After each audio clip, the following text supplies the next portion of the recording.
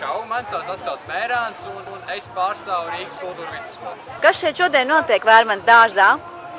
Šeit ir ģimenes diena un mūsu skolai šeit ir stends. Mūsu skola ir iesaistīta projektā Skolas kā satelīta attīstības izglītībā. Mēs šeit popularizējam šī projekta idejas. Un kādas galvenās aktivitātes notiek šajā stendā?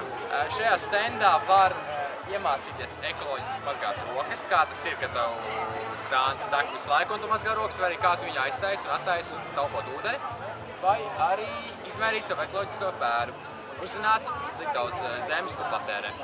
Vai arī paskatīties, no kurām pasaules valstīm nāk tavs apģērbs, kādu mūziku tu klausies un kādu pārtiku lieto no visas pasaules. Paldies tev! Paldies!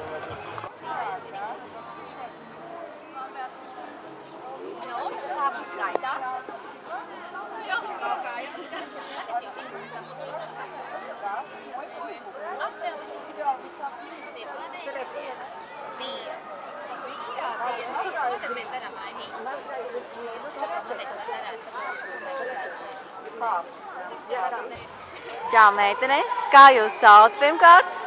Mani sauc Glorija, Līva. Sveiki! Un kādi jums bija galvenie secinājumi pēc šīs aktivitātes ekoloģiskā pēda? Ka mums jālieto mazāk ūdens un arī malku mazāk jākurina. Un cik jums planētas sanāca, cik jūs izlietojat pagaidām? Man iznāca 3 planētas arī. Diezgan daudz, vai ne? Jā. Tā!